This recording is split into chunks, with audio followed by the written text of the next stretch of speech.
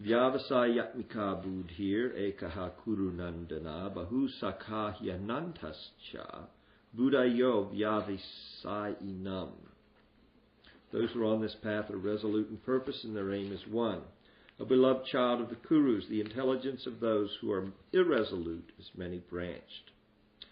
Omajana trimanandasya janajana salakaya chakshu unmilitanyena tasmai shri gurave namaha. So, up to this point, in the second chapter, Krishna has begun by explaining to Arjuna Sankhya philosophy. Sankhya philosophy is basically, as Krishna explains it in Bhagavad-Gita in the second chapter, that philosophy that allows us to understand the distinction between what is matter and what is spirit. And Krishna doesn't get deeply into Sankhya philosophy in this second chapter, but he makes the point through various examples again and again that there is a true, that our true nature is spirit soul. Dehi nosmin, starting with the 212, Dehi nosmin yata dehe, as the embodied spirit. What is 212?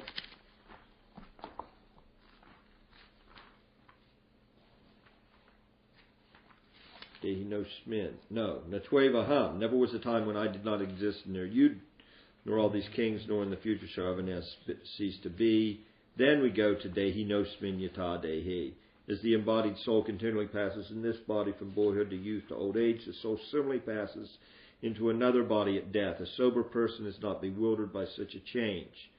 So basically from text 12 up through 30, Krishna just gives again and again different explanations of the soul proper and the distinction between the soul and the garments that we wear, this material body. He even uses that analogy. And the soul can never be cut, it can never be withered, it can never be... It's hard to understand it, it's invisible, it's inconceivable, it's immutable. Even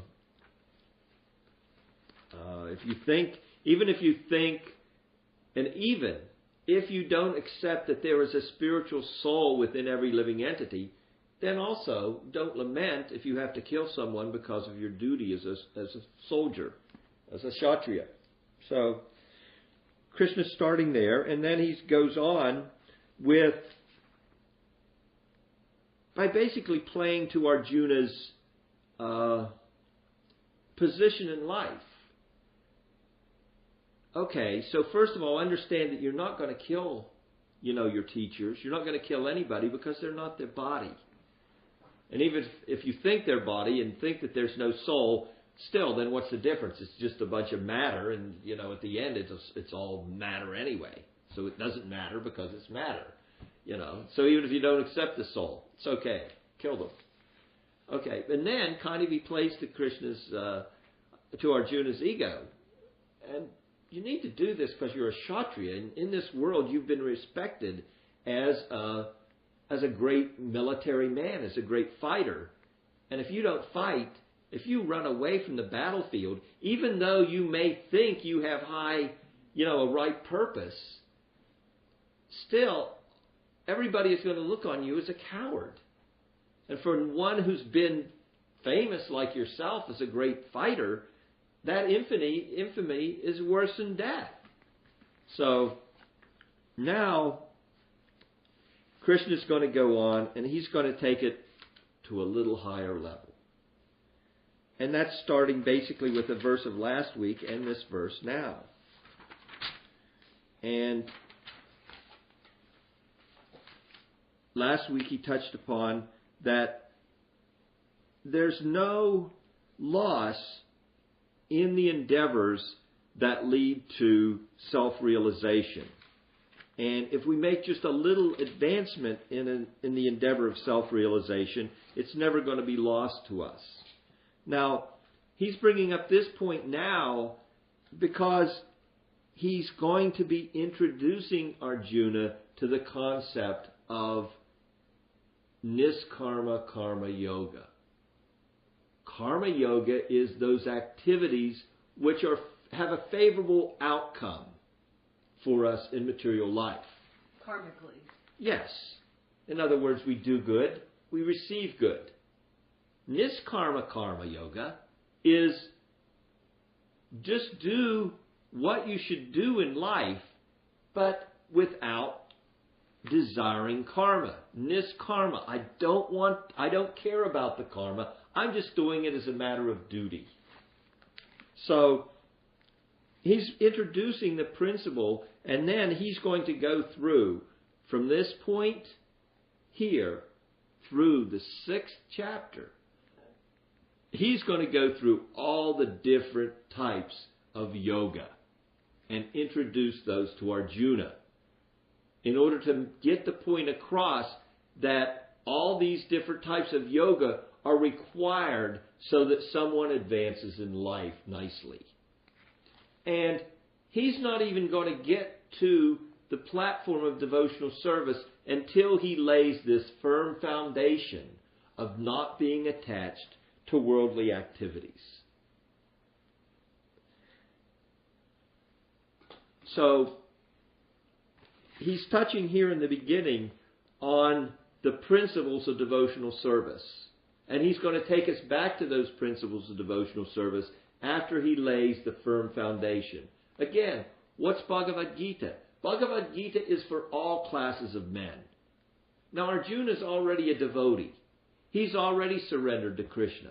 In fact, he's already surrendered to Krishna at the beginning of the 2nd chapter. Now, you tell me what's best for me. Well, they are already in intimate friendship, and now Krishna is taking the position of the spiritual master. And he's giving Arjuna a direction.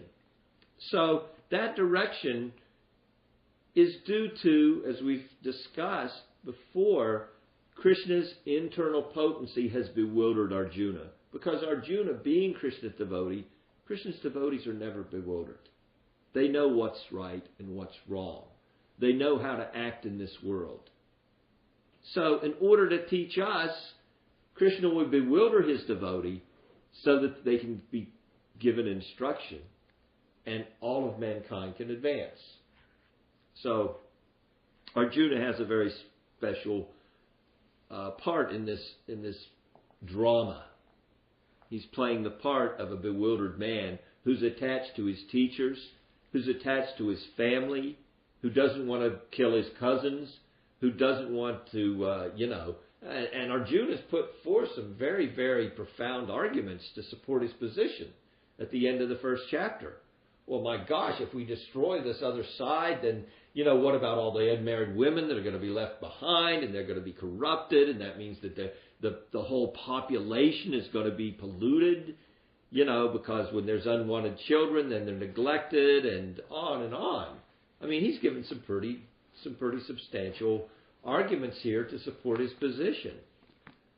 And why he shouldn't fight. And plus, these people you're asking me to fight with are my spiritual masters. And Prabhupada even points out in a purport earlier to one of the verses that, Arjuna's saying to our Krishna, he says, well, you wouldn't kill, your spiritual master,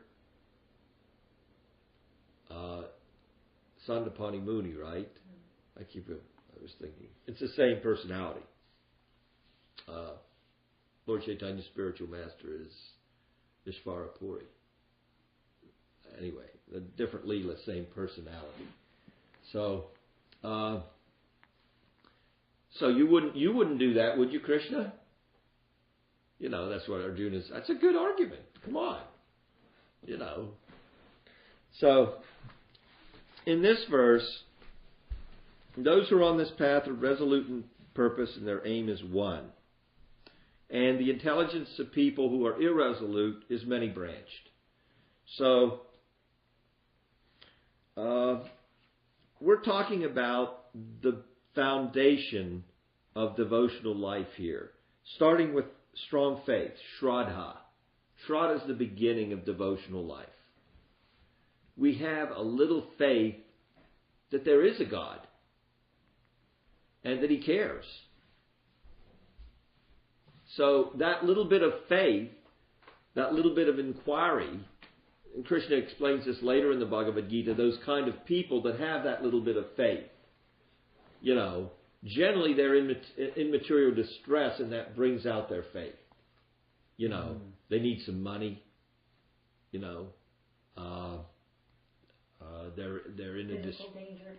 in a distressful condition. They're just inquisitive. Seems to me there's a God. He must be somewhere. Where is He? And the wise people, come on, there has to be a God. I didn't make this, and this is a pretty nice place I'm living at. They just have some little, they can see intelligently, that they conclude of their own, just like in this verse, the word is there twice, buddhir, their intelligence, buddhi yoga, intelligent yoga, the yoga of intelligence. So, shraddha, a strong faith that by Krishna consciousness one will be elevated to the highest perfection of life, is called vyavasayatmika buddhi. Okay. Faith. Faith means something. Unflinching faith, unflinching trust in something sublime. So that is the beginning of Krishna consciousness. Unless we have faith that there is a sublime process to advance ourselves spiritually, why would we seek out a teacher? Why would we take on a discipline of yoga? We have to have some confidence that the program that we're following is going to lead somewhere good. That there actually is a road to relieve ourselves of the miseries of material existence and reestablish ourselves spiritually. So that's the beginning of devotional life. And I want to touch upon the fact that, and especially for Megan, because she's always wants to know, well, what did you feel like? Well, what did you feel? Well, how is that? But that's, like our guest last week, your question was there. Well, what do you experience? And smart question. Well, how do you experience it? You said, what was he? He was realized, or he was enlightened. He became enlightened one day. One day, enlightenment just fell on him, which is great, Archie met this lady, that was just enlightened one day to do these, this product we have now, which are all these far out little sayings about faith and love and joy, and they just came to her one day in the middle of the night. Or one night in the middle of the night. And just like this boy. So he was enlightened one day. He got a somehow or other. So your inquiry is intelligent. Well, what was it like? And the nice thing, the thing that to me distinguishes Krishna consciousness from every other religion is all these things are spelled out in detail. In such detail, I become bewildered. I can't even follow the detail that's there, but it's there. So I want to read a verse that's basically, this is from the Bhakti Rasamrita Sindhu by Srila Rupa Goswami. Bhakti Rasamrita Sindhu is basically the handbook of devotional life. How do we advance ourselves spiritually, and what do we experience along the way? So there's this one verse. Ata shraddha tata sadhu sangotha bhajana kriya tato nartha nivritishyat tato nista ruchistata atha saktis tato bhavas tata prema vyadanshati sada kanam ayam premna pradurbhave bhavet krama. Now listen to this purport. This is this translation. In the beginning there must be faith. That's where devotional service, as we just discussed, beginning is faith. Then he goes on. Then one becomes interested in associating with pure devotees. Why pure devotees? because they know what's going on. You can see in a pure devotee, he's enjoying spiritual life. He knows things. You know, it appears to me he's in touch with God. So I want to know more. So I'm going to hang out with him. So then one becomes interested in associating with pure devotees. Okay, sadhu sangha. Okay, ada shraddha. Shraddha means faith. Tata sadhu sangha. Next, the bhajana kriya. Thereafter, one is initiated by the spiritual master and executes the regulative principles under his orders. Bhajana kriya. We perform bhajan. Bhajan is what? We're chanting the names of Krishna. We're chanting Krishna's Bhagavad-Gita. We're hearing from Krishna's devotee. So, bhajana kriya.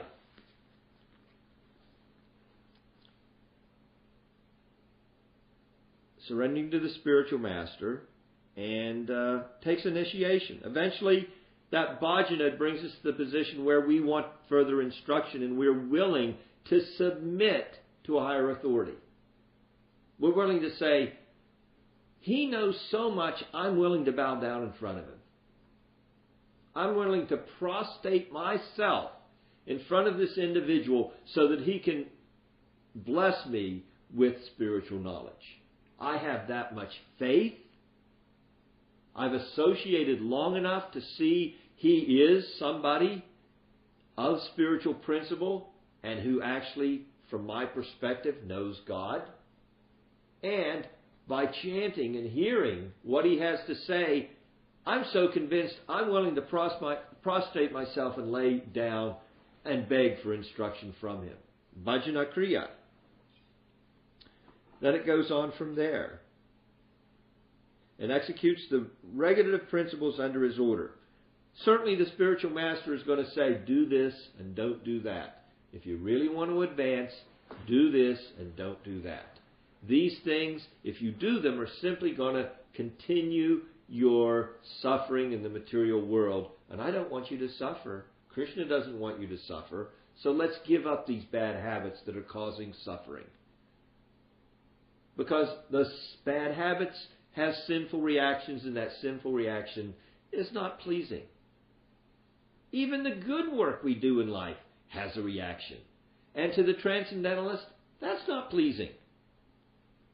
He doesn't want to go to a heavenly planet. He doesn't want to have a lot of money. He just wants to love God. Okay, then we go on. Thus one is freed from all unwanted habits. Anartha nivritti. By chanting, by associating with Krishna in the holy name, by associating with the sadhus, anartha nivritti. All the bad habits within the heart are washed away. All the desires for enjoyment on the material platform, washed away. All those things gradually washed away by hearing and chanting and following the instruction of the spiritual master. So, next level. Unwanted habits. Thus one is freed from all unwanted habits and becomes firmly fixed in devotional service. Then it goes on. Thereafter one develops taste and attachment. We're not talking about enjoying a soda pop. Okay? We're talking about taste. Spiritual taste. And attachment. Not attachment like here in this world where the attachment ends with the body. No. An attachment that's there with us eternally. It's there already. We've already discussed this point before. You know. That our constitutional position is we are a lover of Krishna. So, thereafter one develops taste and attachment. This is the way of sadhana bhakti. Sadhana bhakti means sadhana, to worship, to perform perform devotional service. That's sadhana bhakti. The execution of devotional service according to the regulative principles. Gradually emotions intensify. So, first there is some ruchi, some taste. First there's some steadiness, nista. Nista means steadiness. Tata nista ruchistata. Okay, some steadiness and some attachment. Steadiness of practice? Steadiness of what? Yeah, you just of goal of what you right. It's just like you don't get distracted. Okay. You may go ahead and do your daily things, but you don't. You're focused. Okay. You become fixed in wanting to obtain the goal of Krishna consciousness. Okay, and then ruchi, you have some little taste. Then it goes on. Gradually, emotions intensify. Now we're beyond just tasting Brahman. We're beyond just tasting spiritual life. We're talking about the development of spiritual emotion.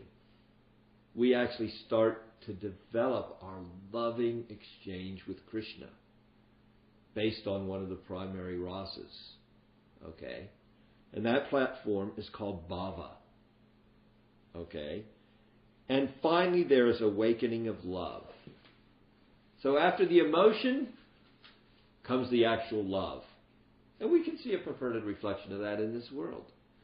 First, there's the emotion of the excitement about the lover, and the excitement is there, but then finally the excitement matures and emulsifies, and there's the actual love. This is the gradual development of love of Godhead for the devotee interested in Krishna consciousness. So, can I ask about that? Yes, you certainly can. Well, those stages, do they necessarily go in that order? Yes. Yes. Because, like when you talk about faith, I understand, that's sort of a narrow faith. I mean, it can be a narrow faith. In the beginning, yes. Yeah, I mean, it's not like, because if you ask me, I hear you speak about certain things, and read certain things, and, all these different personalities, and, all these different pastimes, and, and like I kind of, there's a part of me that says, well, that, like, right, yeah, sure. Right, sure that happened. Yeah, like, okay, right. this is, it's very nice, but yeah, okay. So, right. like that kind of goes on a little bit. Yeah. I accept more and more, right. That's... So I don't have this huge faith, but I do have a faith. Yes. All of these things intensify. It's not that any of these... But I want to interrupt just a second. Go ahead. So I have this little faith, mm-hmm. but I have some faith. Right. Okay? But I have experienced, well, maybe it's not like full-blown bhava. Right. Bhava. Right. Maybe it's not like the full-blown thing, but I have experienced some of that. Right. But that's not that. Yeah, and I haven't gone all those others. Well, the thing is, you also have to understand the nature of that reflected bhava that you've tasted. Mm-hmm. All right. That is, and that's funny. You're asking the same question that the young boy asked in the class. He said, well, what if I can't follow all this rules and regulations, but I still want to taste the pleasure of spiritual life, And he said, bhava. And I said, well, yes, you can taste it. And the way to taste it is you associate with the sadhus. Because the sadhus are actually swimming in the ocean of transcendental emotion. So if you're in their presence, just by being in their association, once in a while, it's explained like that, once in a while, a moonbeam coming from their heart can actually penetrate our material existence. So it's a reflection of the true thing which you're allowed to taste in the association of Krishna's devotees because they're so merciful.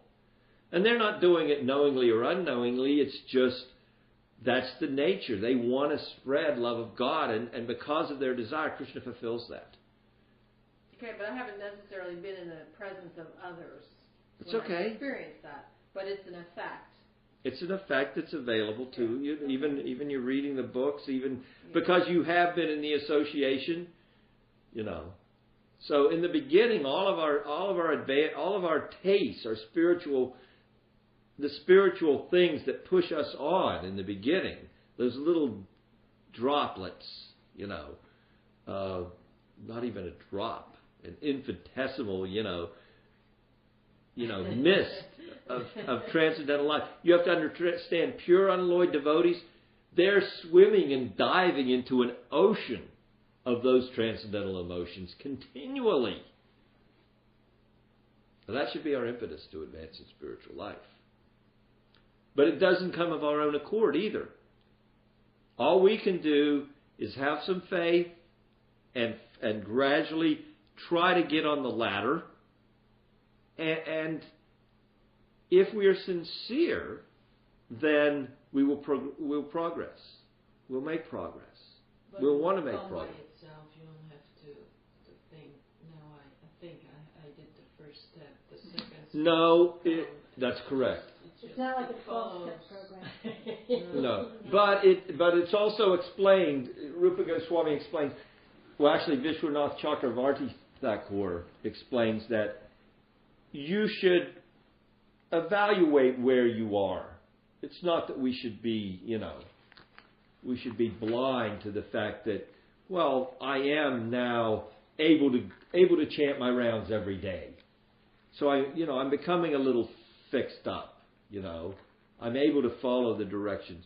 And I know that Anartha Nivritti is there. I can feel that I don't have anger all the time like I did before. Naturally, the characteristics, because all of these qualities that are our true spiritual nature will come. We'll feel compassion like we've never felt compassionate before. We'll be steady. We'll be clean. We'll want to stay clean. We'll feel mercy. We'll want to be merciful. So all of these things, the qualities of devotees, we will feel coming naturally. We're not endeavoring for them. We're simply endeavoring to please the spiritual master and to follow his instructions. Naturally, these other things are coming just because we're associating with Krishna. And Krishna is full of all of these qualities in fullness, perfectly. So we won't get angry when we don't get what we want. But on the transcendental platform, there'll still be anger, because if somebody insults Krishna's devotees, we'll get very angry. Who are you to insult Krishna's devotees? You don't know what they're about, what they're doing. So, naturally, the qualities, there's 26 primary qualities of devotee that are, given in Bhakti Rasamrita Sindhu. Those things will come naturally. So you'll see those fruits. And by those fruits that you see in your own character, in your own being, you'll know, yes, Krishna's doing this. And you also realize, I can't do this. Of my own accord, I can't become humble. I'm not a humble person, because there's nobody here better than me.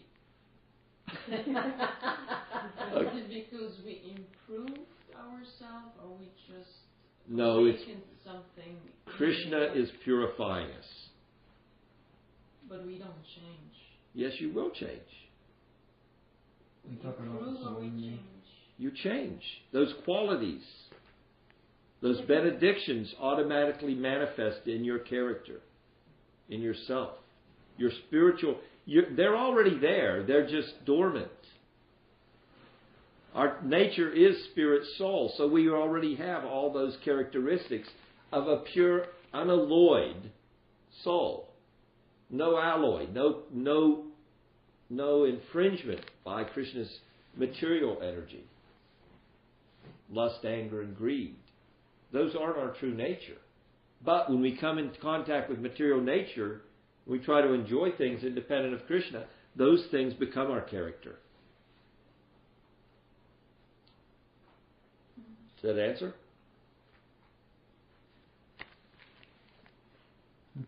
All right, so faith means unflinching trust in something sublime. So we should have some faith that if we follow this program, that we can actually make spiritual progress. Yes? Prabhupada also uses, in that regard, the word confidence.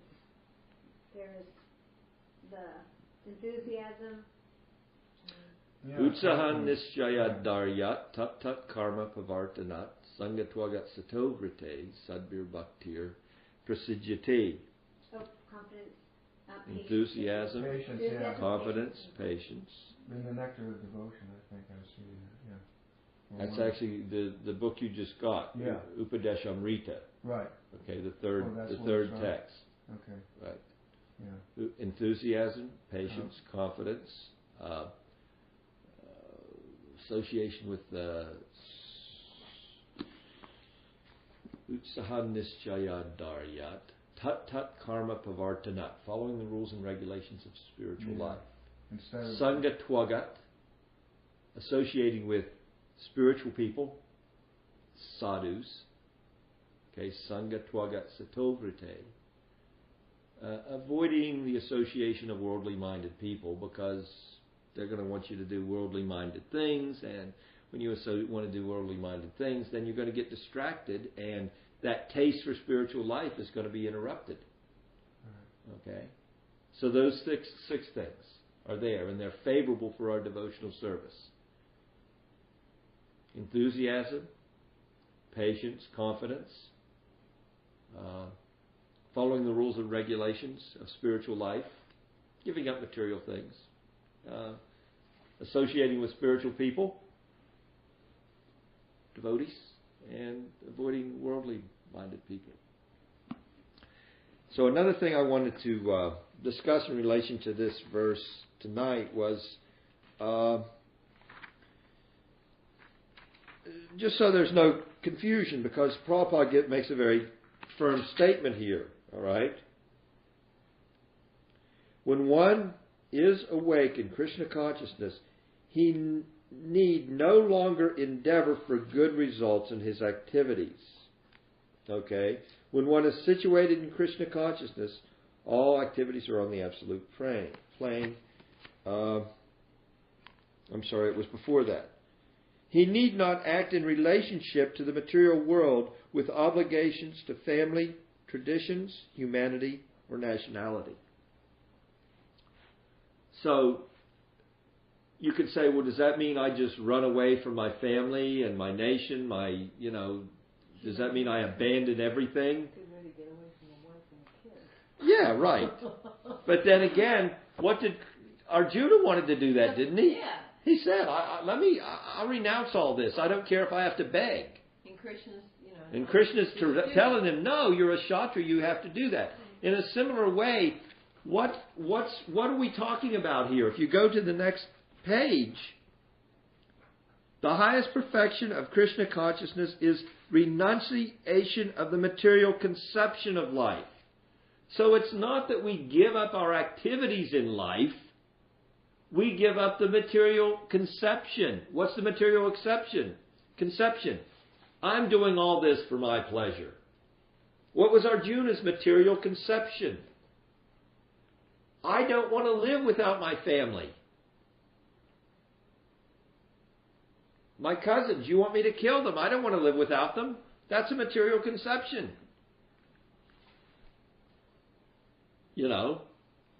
So his platform of argument was on the material platform. I don't want to kill because, Right. It's sentiments. Right. It was material sentiment. So, similarly, we don't abandon our duties in life to become a devotee of Krishna.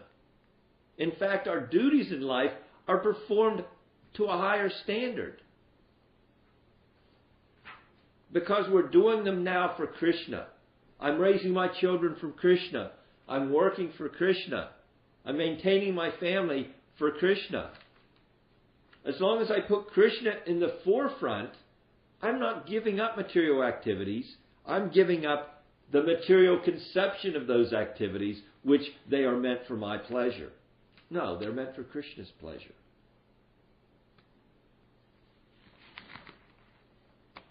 And that's how you spiritualize everything.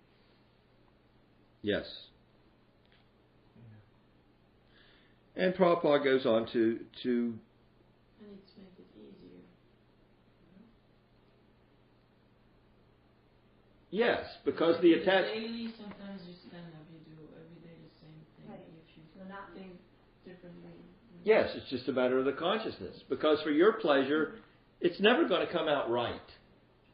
But if you give what is it? We need to develop, there's a Sanskrit term, saranagati. Surrender. I'm doing this for Krishna's pleasure. I'm going to do the best I can to raise my children, to do my job, to make the money, whatever I do in life, to teach the yoga, whatever my dharma is in this life, to be a wife or a husband or a this or a that, whatever that may be, I'm going to do it to the best of my ability, but with surrender. If I do the best I can and it turns out a failure, well, I'm not the enjoyer. Krishna must not have wanted it. If I do the best I can. Not that if I just say, well, it's up to you, Krishna, and, don't pay attention to what I'm doing. Yeah. It also factors in, what also factors in is the conception of ownership, right? My this or my that. I, me, mine, yeah. Yeah. I'm doing it, I, me, mine. Yeah. It's for I, for me, it's all mine. Yeah. I, me, mine, I, me, mine, I, me, mine. That was Harrison, wasn't it? The Beatles did this song, I, me, mine. They did? Yeah. They hung out with Prabhupada a lot. They did? Mm-hmm. Really? So, I, me, mine, I, me, mine, I, me, mine. That was how the song went, I don't remember that one. It might have been, I don't know if it was the Beatles or Harrison himself, or it could have been Lennon. I can't remember. No, I'm pretty sure it was the Beatles. I mean, mine. It's on. Yes, it's on the Abbey Road. It's on Abbey Road. Oh, and I've heard. All through the day, I mean mine. I mean mine. I mean mine. You've heard it.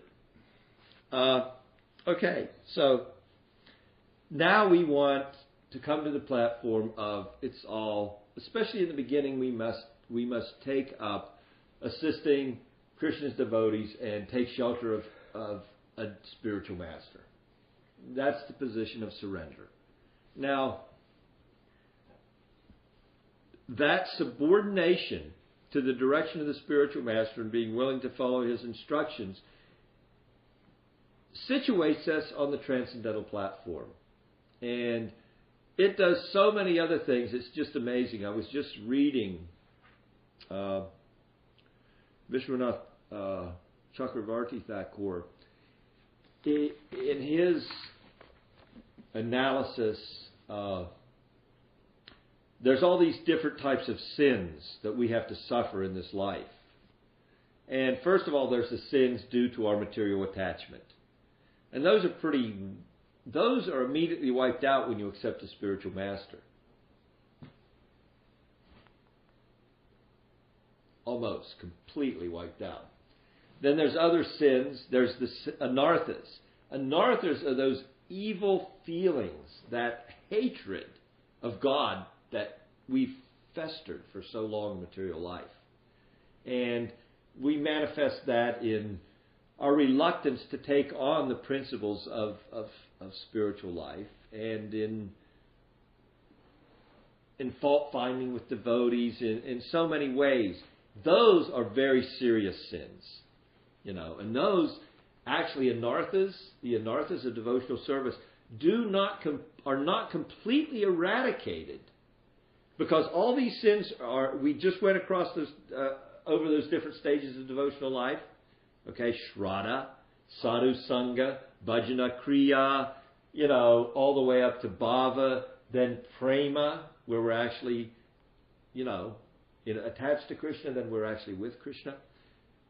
The anarthas of devotional service are not completely eradicated until we're actually seeing Krishna face to face, and we're in his association.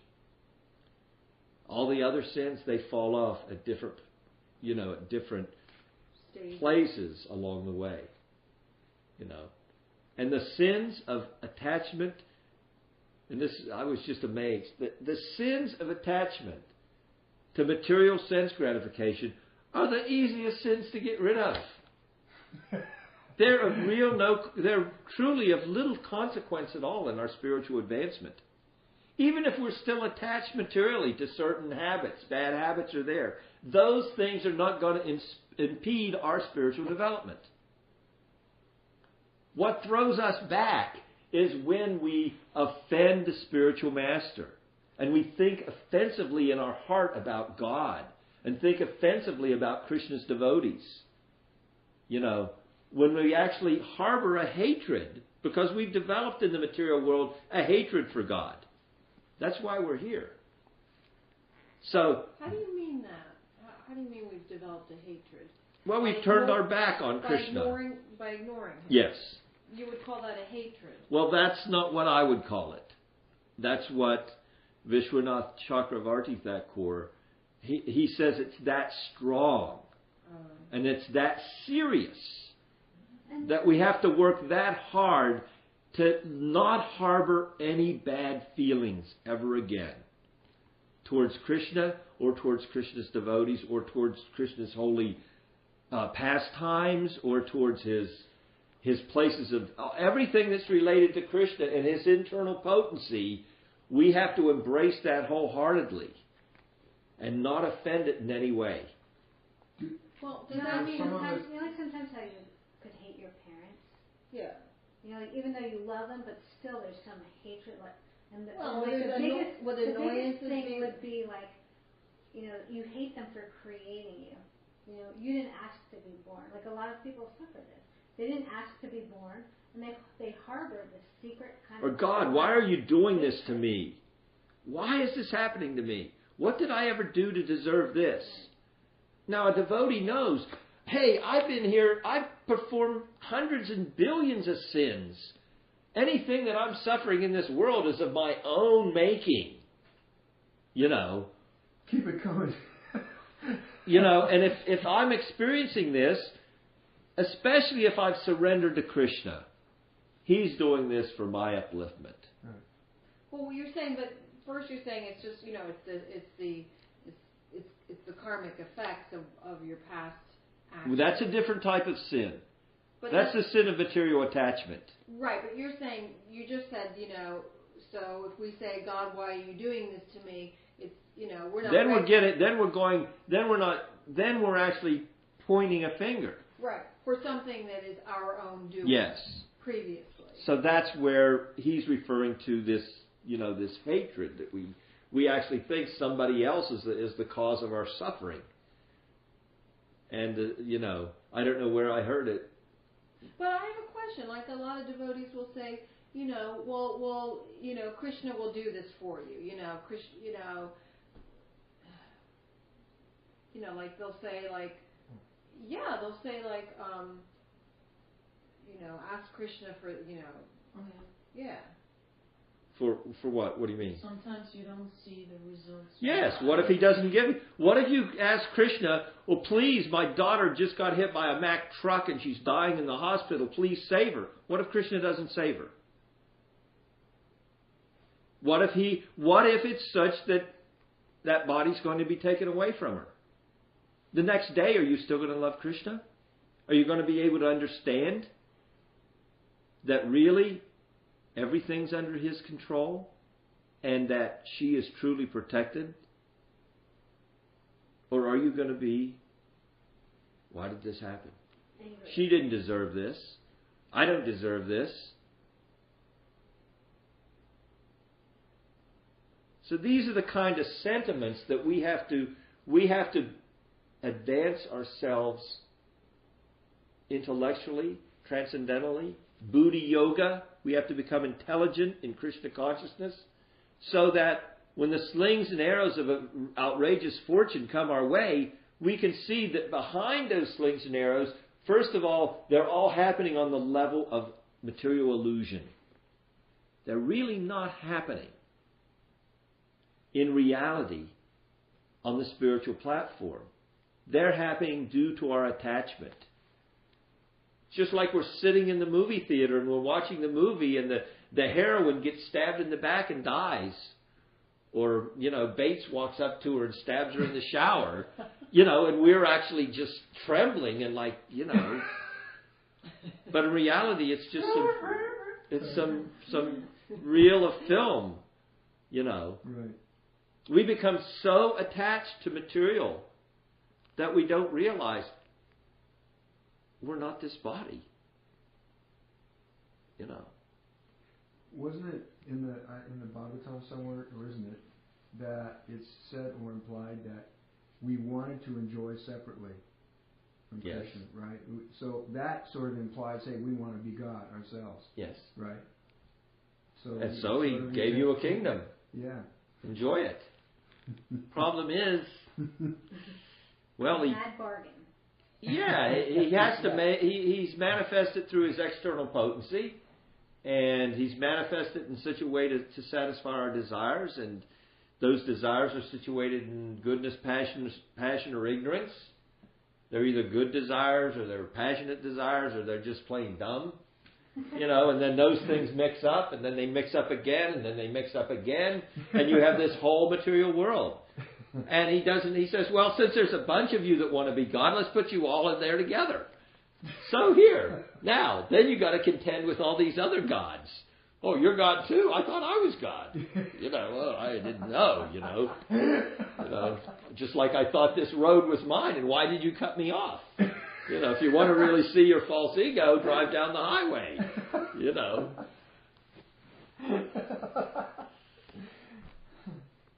And why is that a good example? Because our car is an extension of us, just like our body. It's our body. Is the soul. Right. So the car is an extension of the body. When you total the car, you're going to be able to walk away Right. and realize it's not me. Or you've got to say, my God, it's my Prius. And I don't even drive it. Prius. Right. I don't even drive it around. I drive the old car around because I want to save it. I pay all this money for my nice fancy car and I won't even drive it. I just had that question when I looked out and saw that you were driving the old car. It just came to my mind. Well, sometimes. No, that's Noel's car now. He inherits his new car. Okay. The dog doesn't drive in the new car either. Ah. Noel and the dog go in the old car. That's for carting and the dog. So, one last point on this, as Prabhupada has made so, he's brought this out in the purport, so we have to discuss the one thing, that truly, to advance in spiritual life, we are dependent on the mercy of the spiritual master. We can't do it ourselves. We need guidance. We need protection. We need help. And if we simply ask for it, it comes. So who is the spiritual master? Thank you. That was my question because I've been reading. You Heard heard it? Did you really? Yeah. Yeah, because I've been thinking about this because I've been reading that Traveling Preacher, book, and I meant to bring it because I had a couple of questions on something. But yeah, I mean, there's a lot of reference to spiritual master. Yes. And, so I'm saying, okay, is it Prabhupada? Is it, Lord Chaitanya? Is it, is it Keep Krishna? going. Keep going. It's all of them. It's all of them. Yes. So really, the spiritual master has different bodies, in a sense. Well, it's all coming from Krishna. Right. Krishna is the source of everything. Right. And everybody that's fully in the fire of Krishna consciousness, just like you put an iron rod in a fire, everybody that's fully in Krishna's consciousness Has that heat from has the heat and can give us instruction. So we have the Diksha Guru is the one that actually initiates us into chanting. We have so many Shiksha Gurus, everybody that we take in direction from, including all of the predecessor spiritual masters. You're reading Prabhupada's book. He's definitely your spiritual master. He's the grandfather. At a certain point, if you want to progress more in spiritual life in this life, you'll go to the point and actually accept initiation from a spiritual master and follow his directions. He'll say, chant this many rounds, do these things, do that, and your proclivity is this. This is the way you can serve Krishna best. and we have Krishna in our heart. He wants us purified more than we even want to be purified. So he's the spiritual master within, Chaita Guru.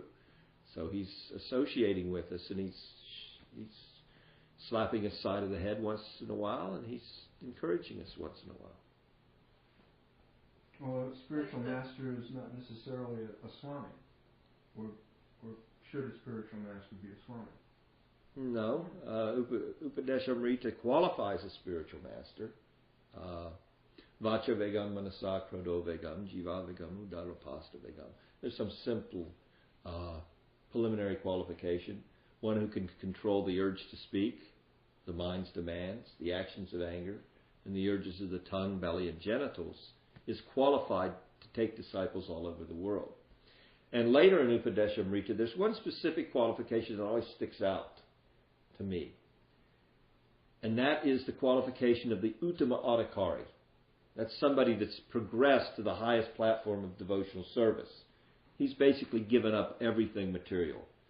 He's in the first platform, the Kanishta Adhikari, he's just starting out his devotional service. Then the Madhyama Adhikari, Medium Adhikari,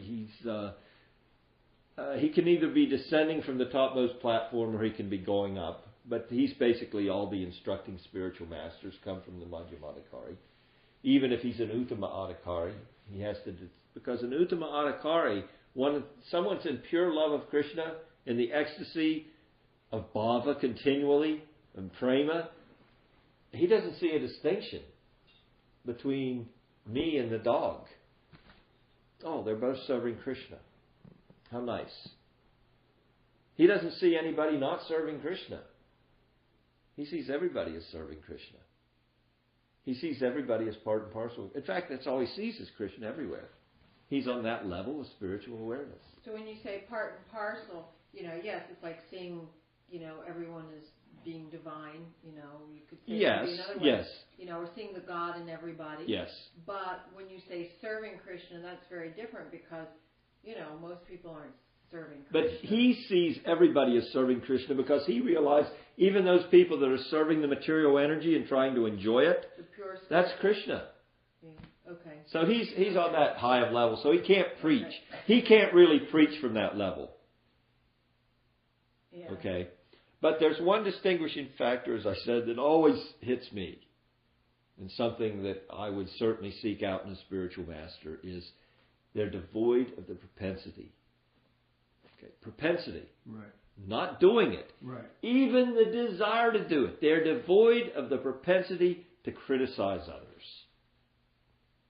Now, that doesn't mean the spiritual master won't chastise us to help us advance spiritually. But they do not even see faults in other people unless they have to for their own upliftment. For that individual, for that person. Yes. Right. Devoid of this propensity to criticize others. So they don't look at the meat eaters and go, yuck? No.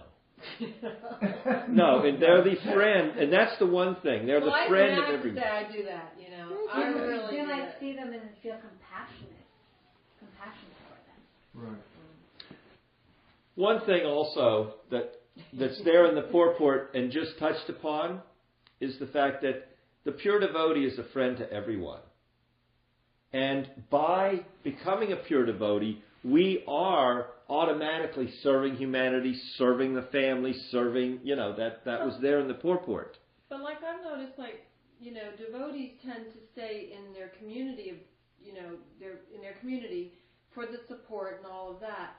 And I'm finding it harder and harder. Some good friends of ours were in town for the Davis Cup from Ohio. We haven't seen them in a long time. Mm-hmm. And they kind of do some Buddhist meditation, and they're pretty hip for they've been old hippies. They've done yoga, and they're not into Krishna consciousness. Right. But, and I was just really appalled because they were saying about how it was for them in Winston. Oh yeah, and Winston has really good restaurants, and we went here and there. And then they said they went to Pig Pickens. And it was like, and she laughed. We decided we were going to do like a down-home barbecue. And we went to Pig Pickens. And I heard that, and I was like, I don't want anything to do with these people anymore. I mean, like, I feel that's a natural thing, especially. And it's really judgmental. And I feel No. But I'm really stuck. I don't want anything to do with them. That's okay. It may be judgmental, but at this stage of our devotional service, we are trying to purify ourselves, and we have to be very careful. It's just like a plant. In the beginning, a plant is very weak. Yeah. So you may have to put a stick there so the plant can hold on to the stick and not be blown over by the wind. So we plant ourselves, and we put the stick is the association of devotees. And we're careful to throw ourselves in the wind of other people's association because it can sway us. So when you say the devotees seem insulated, is that the right word? Insulated? Yeah. They stay to themselves and they don't go, like that. It's a fact because most of us are simply neophyte devotees. We're just beginning our devotional life. And we want to be careful to protect that devotional life and not be swayed by the influence because we're not strong enough. Now later, as devotee becomes strong, there is no question of being swayed by anything or anybody. Because the faith is now when the faith gets to the platform of Nishta, the platform of Nishta, we were discussing that steadiness is there. Well, could a devotee go and hang out, like sit down at a meal with like meat on the table and be around meat, Yes, Prabhupada, when he first came to the United States, he stayed in the house of a meat eater. But he cooked his own meals. He wasn't affected by that. It was the circumstance that Krishna put him in, right, which was an example for us because it's something that didn't need to be done. But if you look at all of Prabhupada's life, it was like an example of even the fact that he was a Saktavish avatar, a descending avatar, fully purified, Nityasiddha. Still, he portrayed himself as a bhakta who advanced in spiritual life gradually.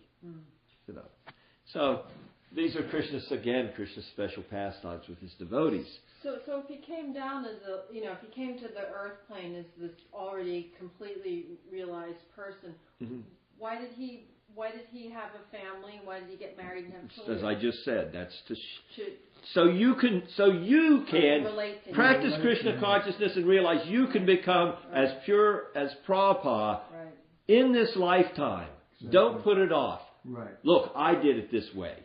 I didn't start preaching until I was in my mid-50s. In my 50s, I renounced my family.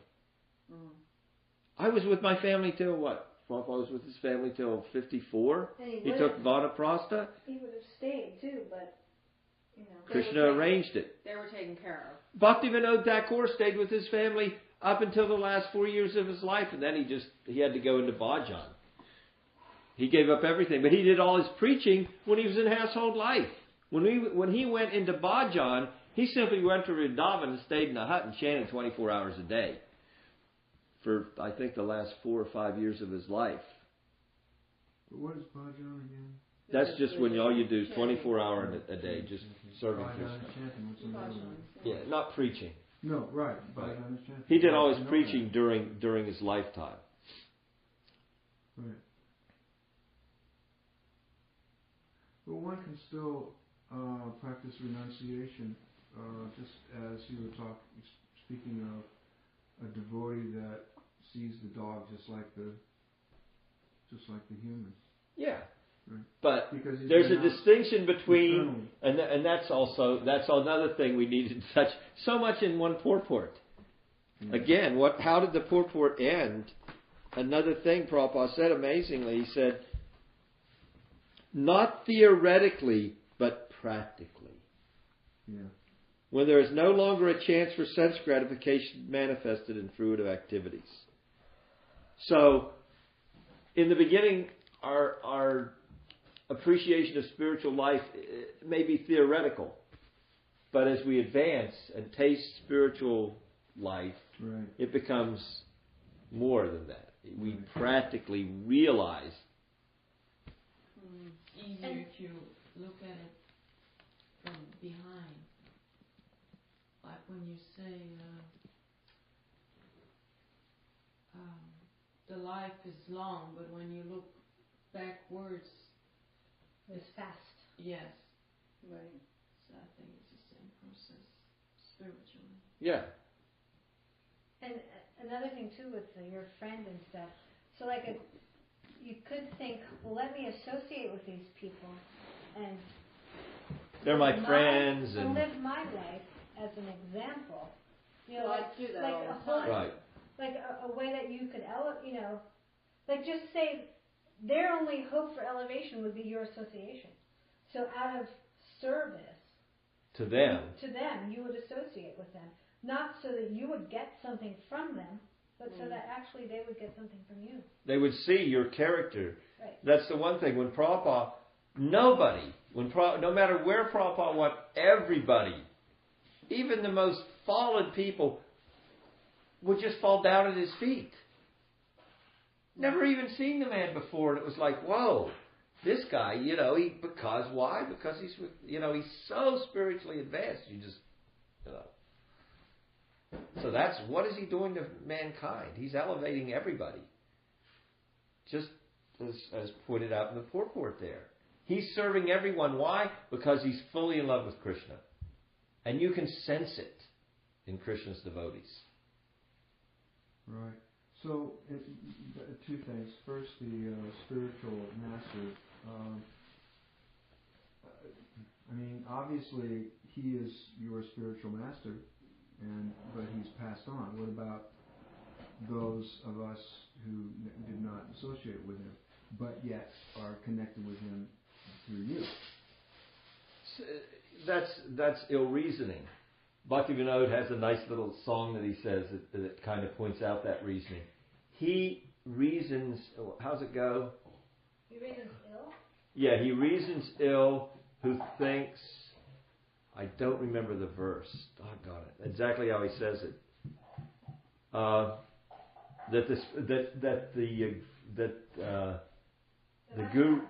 The Vaishnav dies. He reasons ill who thinks the Vaishnav dies, for the Vaishnav lives in sound. Oh.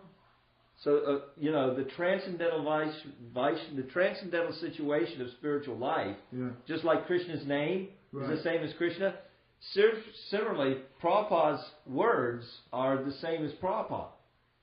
So when you're reading Bhagavad-Gita, you're associating with Prabhupada. Well, that's what I meant. Yeah. That's what I meant.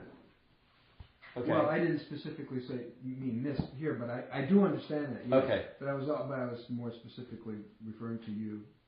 Well, but we always experience that's the association of devotees. We have, we feel, if they have anything good to offer, then that's they're considered Siksa gurus, instructing spiritual masters. They're giving you some instruction. There is that person also that first introduces you to Krishna consciousness. Yes, that's the. Is what? Is a type of spiritual master also. Yeah, he's considered your spiritual master. He is the Vartma. There's a specific term for him. And he's considered a spiritual master, the person that just simply, first introduces you. Mm-hmm. So there's so many spiritual masters. Okay. Then my next question. The intelligence of those who are irresolute is many-branched. The intelligence of those who are irresolute is many-branched. Does that mean that they're scattered in their thinking and they're confused because they'll go this religion or that religion or find and also like our material existence is chanchala, it's flickering. First we want this, then we want that, then we want that. We're jumping from one branch to the other, Okay. trying to find some enjoyment. I like that. How do you spell that? Chanchala. Something like that. Okay. See, however it sounds. Chanchala. Flickering. It's called flickering.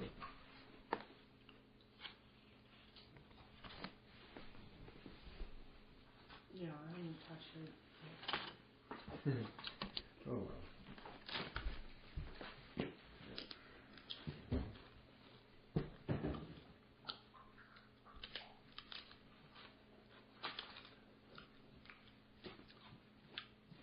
Enjoy your grains. Tomorrow's Ekadasi. There are many, many different festivals and fast days, aren't there? And that's all part of becoming a devotee. It just makes us stronger. Yeah. It gives us spiritual strength. Right, exactly. I mean, you think you're performing all these austerities, they're taking away, but they're not. They're giving us, Strength. I agree. Buddy. Down. Oh, he hasn't done anything. Has he? No, he hasn't. He hasn't done anything, that's what he's thinking. Oh, wow, just one. I think just one. Such play, you have to I'll take it with me if I don't. You like some popper? Yeah. Okay. Well, you can have some more later. But I knew maybe you would want some more. You want some more popper? No. Thank you. No. No, thank you. Actually, this is playing. Come here, bud. Come on. Right over here. No, keep going. Down. Down. That's it. It doesn't mean I have to feed you.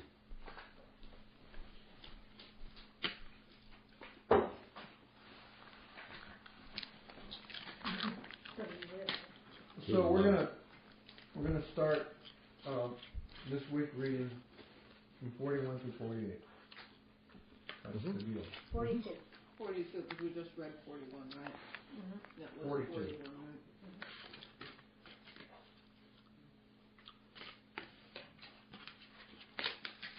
Yeah, that way we can go through more. And I love it. That's great. because like you thought, 1,800 verses, one a week. I'll probably be dead before we get to the end. I definitely will be dead before we get to the end. Is that how many are in there? Mm-hmm. Whoa. How many? 1,800. Wow. I love listening to that. Not 1,800. 1,600. It's 18 chapters. Not all the chapters have 100 verses. In fact, Is it 1,600 even? I don't know. Just a lot. It's a lot of verses. At one a week, it would be. Maybe we can get to a few more chapters before.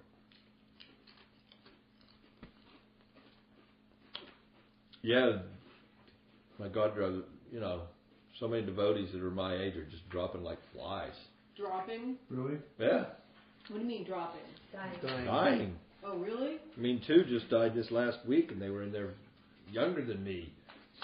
What happened? One just laid down in his room and died of a heart attack, and they didn't find him for 2 days. He was in Mayapur at the temple. He had a private room. Huh. His name was Sahotra. Hey. Sahotra Swami, or Maharaj now. Very nice devotee. I met him in the 70s in New York City. Yeah. Then this other devotee from New Vrindavan. One day he's there doing everything fine. All of a sudden he got a pain in his neck, went to the hospital, and, they operated on him and probably killed him in the operation. Was it like an aneurysm or something? No, it was a cyst or something in his spine. And he died from the surgery? Mm-hmm. That's what they think. Oh my. So, and he has a twin brother that's also a devotee. Oh really? A twin. Wow. So you can imagine that. Yeah. Yeah. You come back, huh?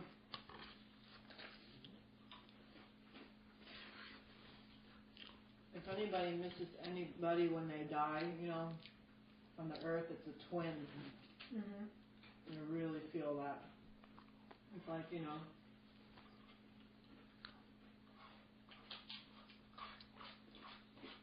Yeah. Plus that connection could be there through many births. As twins. Right. You never know. It's funny, I was just reading about Hiranyaksha and Hiranyakasipu. They were twins, born of deity, demons. They used to be gatekeepers in Vaikuntha, and that's a whole long story. We'll go there some evening. But now, who do you think?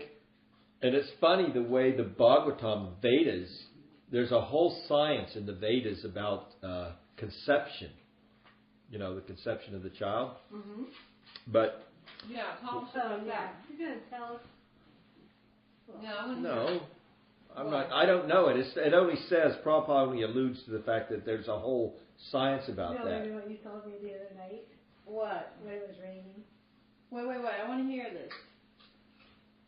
I don't know I know, what I just told tell you. me. You remember it, right? Well, I don't. It's disgusting. Oh, like what? Physically disgusting? Remember you said when he was born, instead of raining water. Who? No, Who not when it's. Yeah, when it was raining. Yeah, well, actually, when Hiranyaksha was born, Oh, this is the deity. you can tell when demons are born, there's natural catastrophe. Uh-huh. So you look around us, Yeah. and you can see how many demons are being born around us. Katrina, woo! You know, all those things. Can there be many from one Yes. catastrophe? Yes. Like the greater the catastrophe, Yes. the more the... Well, the greater the number of demons, because these demons now are just little mini demons. They don't have much power. Uh-huh. But this guy, he had a lot of power because he fought with Krishna himself. Uh-huh. But anyway, yeah, when he was born, the rain clouds rained pus. That's, so anyway. But it's funny the way Vedic knowledge is about conception. So the semen that goes into the womb first, that's the oldest child. So the child that comes out first in a pregnancy is actually the younger of the two children. Wait. Say that again. I'm not... The child that comes out first Really? Yeah. is the younger child. Oh. Because the semen that went in first makes the first baby, and he comes out second. Yeah, but it doesn't necessarily mean how So- they're in the womb. Like, can't the older one descend I'm just first? saying, according to the Vedas, Okay. the child that comes out first is the younger of the two children. Interesting.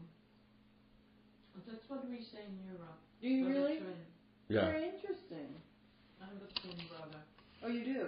My mother had a twin brother. Has a twin. My mother's gone. I know, like this in Europe, like the Irish, the